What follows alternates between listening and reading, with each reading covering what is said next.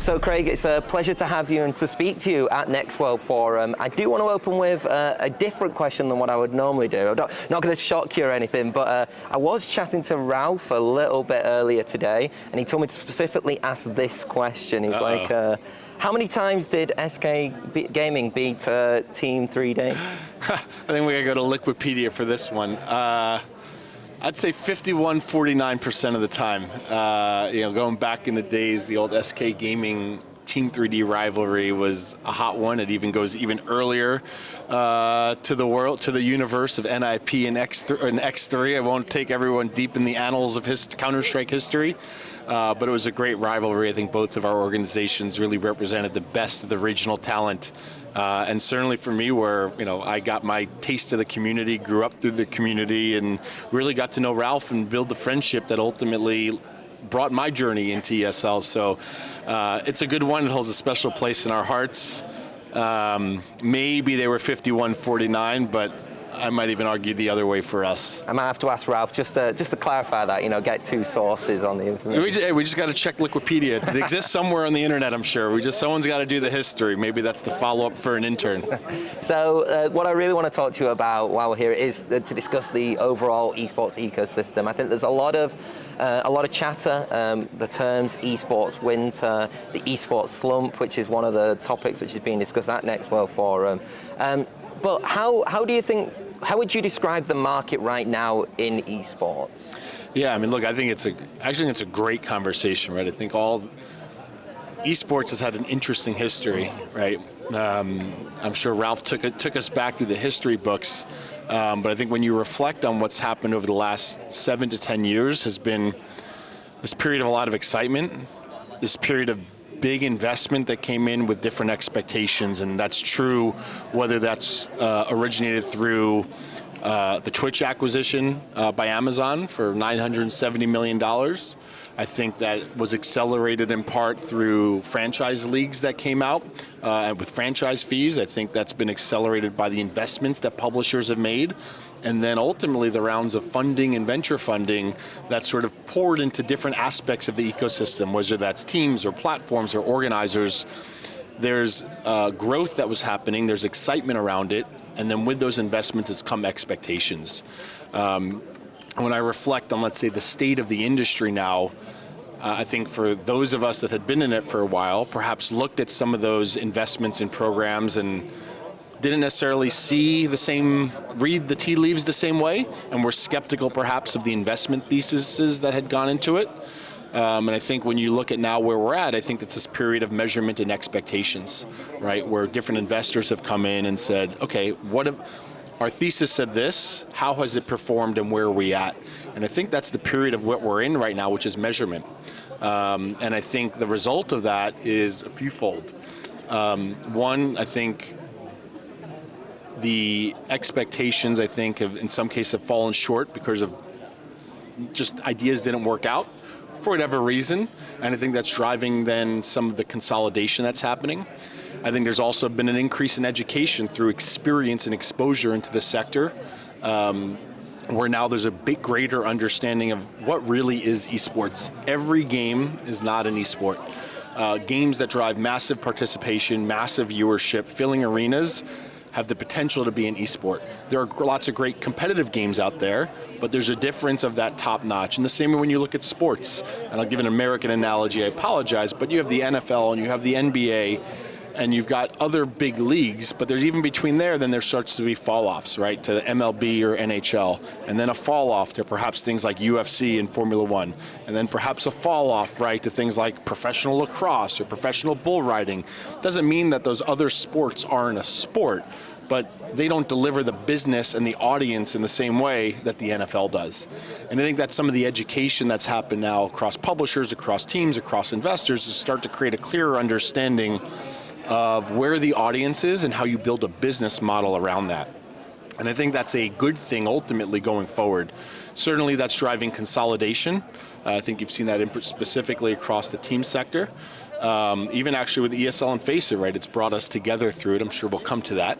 But I think overall this period of education is actually creating a better environment to reset a clearer foundation of what the opportunity is for growth of the industry. And I would add, what we're most excited by through this is that regardless of some of these challenges or pains that might have been encountered, the core KPIs that we look at, viewership, player base, engagement, are all high. We have we have more attendees than we've ever had. Our events continue to set records of viewership. Esports viewership continues to be up according to esports charts and other metrics. So this idea that we're building the sport for the digital generation, the idea that we are redefining sports and entertainment, and that esports is the tip of the spear of how technology is disrupting generational consumption patterns, is what makes it so exciting. And that's why we're excited about the opportunity. That's what we're doing now together as EFG with Savvy, and I think is an incredible opportunity and tremendous growth still ahead of us. I think what's really interesting is when you were saying about not every esport is a sport. Like, from your experience, especially with ESL Gaming and ESL FACEIT Group, like, have you learned from, say, past mistakes about, going into like certain titles and it not working out? And have you had to kind of, jump a few hurdles and fall over a few to find out the right esports, essentially? Yeah, Ralph has this saying, we've made every mistake 3 times. Or, we try not to make it 3 times, we definitely make it twice. But absolutely, we've learned a tremendous amount. And I think one of the key learnings for the industry is that what esports isn't about whether a game's competitive or not, because there's lots of great competitive games out there. What esports to me is they're the manifestation of fandom. Do people care who wins or loses? Do you have a favorite team? Are there heroes and villains? Those are the stories that drive sports. And to build those stories and to build that passion takes time. You can incubate it, you could try to accelerate it, but you can't manufacture it and fabricate it with a new game that comes out from day zero where people don't know who people are. And I think that's the biggest learning probably for the industry looking back, is that it takes time. But even in a positive way, when you look at even some of the different games that are out there, Counter-Strike and League of Legends have been around for a long time, but games like Rocket League have become tremendously huge esports with amazing fan bases through that. Overwatch League is filling arenas still around the country and around the world with competition. So you see that there really is this robust piece of it. And also what we've seen is that esports takes different forms. And this probably isn't a surprise to people in different parts of the world, but in the West, esports has traditionally been PC, to some extent console. We're seeing mobile esports explode. With our Snapdragon Pro Series, we just had an event in Jakarta where we sold it out, 6,000 attendees. We had almost as many hours watched of content for our Snapdragon Pro Series event as we did with IEM Cologne. So it's starting to take form in different ways across different titles and different audiences, and I think that really showcases the global opportunity, but the local flavor that sometimes exists across different titles. Is it important to be adaptable then as well when it comes to the esports industry still?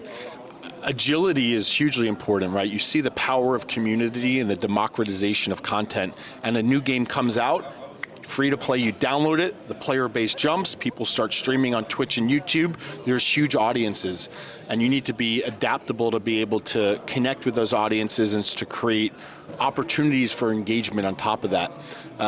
So the agility is a huge part of it, and I think as EFG, that's one of the big value propositions that we bring to game publishers, is when you hit lightning in a bottle, if you hit lightning in a bottle, hey, we've got a network, we've got an infrastructure that allows you to serve and super serve your audience faster and more effectively, because we've got 10 DreamHacks happening around the world. We've got 5 IEM events. We've got Snapdragon Pro Series happening in 5 different regions. Let's find a way now to integrate your title from an amateur, a semi-pro, or up to a professional level in a way that's going to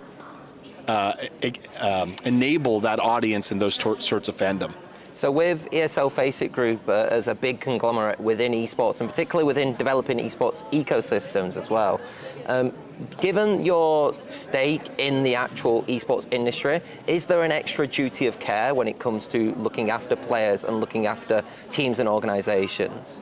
Absolutely. I think we see ourselves as one of the pioneers of the industry and a leader in the industry going forward. And as a leader, I think that comes with a responsibility and obligation. And one of our values at EFG is to serve the community. And the community for us takes lots of different shapes, but absolutely involves stakeholders, players, fans, teams, publishers, partners, employees. And I think there's a lot of work that we've done in the past to sort of do that. And I think whether that's taking a lead on how we take player hospitality and player treatment, the format of competitions that we use, the team relationships that we've built, and the way that we've tried to build complementary business models to unlock monetization and more marketing. I think all of those are examples of what we've done, but I think in the leadership position that we're in, it's our obligation that we fully embrace to make sure that we're not just building a business for ourselves, but that we're building an ecosystem that's going to create more growth from the industry. And I think that's a part of our position that isn't fully often understood of what that means, because there's so much more nuance to run the business that goes on than just running an event. So when it comes to, like you said, the esports ecosystem going through a series of consolidations, with ESL FACEIT Group, how was ESL FACEIT Group managed to adapt, given that there are tougher opportunities, especially from what I can remember, like sponsorship opportunities are a little bit lower than what they have been previously. So how have you managed to adapt and work that model? Yeah, I think there's a few things that we've done. I think first and foremost was the formation of ESL FACEIT Group, for us to come together and with DreamHack and DreamHack Sports be able to create an entity with a vision and mission bigger than just esports, right? To build worlds beyond gameplay where players and fans become community. Esports, we believe, is the strongest, largest manifestation of that. But positioning ourselves beyond just core esports, I think, has been helpful. And specifically having products like DreamHack, where it's where the community comes to life to feature different games, to celebrate the culture, has been one of the ways I think that we've been able to weather some of those headwinds. Having a stronger relationship with our customer, with the users, of driving viewership of IEM content back to become players on FACEIT through the digital platform, is a way that we create a higher value relationship across that. So another example of how the merger has helped position us differently through the challenges than just being an isolated esports organizer as we were. Certainly our partnership with Savvy Games Group has been another key enabler through that, and that was one of the key decisions. Being part of Savvy Games Group with a 7 to 10 year investment horizon allows us to navigate some short-term headwinds and to be bold even of how we can do that. So I think if you combine all of those things along with what I call the operational hygiene, which is, look, we are committed to calendars years in advance. We have multi-year agreements with partners and publishers, and I think all of those things have been key to building more stability and more predictability to our business. And then again, with a more long-term investment horizon, allows us to adapt, because everyone needs to adapt, but to hold a steadier, more dependable position headed into the future as well. So I was speaking to His Royal Highness Prince Faisal yesterday, and I brought up the topic of investing in the esports industry, and he basically, said he doesn't want to Saudiize current major esports investments when they invest in, when Saudi Arabia invests in, like with Savvy Games Group and companies like that. Is that something that you've seen happen? In terms of like, there has been investment, but it's not been a takeover, especially when it comes to community and stuff. 100%. I mean, as we, ESL and FACEIT, were coming together to form EFG and deciding which partner was right for us to enable our merger, we had 13 different options that we were looking at. I think we might have even spoken with Esports Insider in an old article about that journey. But, as we got to know the Savvy Games Group and Brian over there, this was about building a global games and esports company that happened to be based out of Saudi Arabia and Riyadh. It wasn't to build a ecosystem or a Saudi Arabian company, and I think they have absolutely lived up to that part of the partnership. So we're building a global esports company that continues. The Middle East is a huge growth market for the games industry. What's happening here is what China was 20 years ago and Brazil was 10 years ago. And for us, we're excited to have an inside track here on how we could build our business and enable the players and fans here, and to unlock this for our partners in a trusted way. So, there's a lot happening in the region. We've been big partners with the Federation to help execute Gamers 8, and knowing the ambition here and the opportunity, I think you'll see more happening here, but that's the idea, is it's more. It's not about relocating or taking the other pieces of what's been done. So I think all of the investment is only enabled to bring a region online, to connect the global community, and to create more opportunities for players all around the world. And I think that's ultimately what it's all about. To kind of add on to that then, what is ESL FACEIT Group continually to still do when it comes to underserved communities such as women in esports? Yeah, so for us, again, it goes back to, I think, being a leader requires leadership. We were super excited. We've had a program called GG for All now. We're, I think, 2 years in, which is our corporate social responsibility program, and it's just what it is. It's not GG until it's GG for All. But specifically, leagues like ESL Impact and what we've been able to do in women's Counter-Strike, I think the growth that you've seen there has been tremendous. You've seen us invest into creating the platform for these stars to emerge. You've seen teams and all of the big esports orgs start to create now squads, a women's competition behind it. And I think that, again, sort of stimulated that investment, where we stimulated, let's say, sort of that a movement. It was there, it was happening, and we worked to serve it. And certainly we look to see what other games and communities can we bring programs like ESL Impact to underserved communities and create a more inclusive place, because ultimately that's what video games has always been about. And this is our way of sort of helping to bring that to life. As a final question, ESL and ESL FACEIT Group in particular have been synonymous with CSGO. I think it's, you think of CSGO, you think of ESL, especially with the likes of IEM.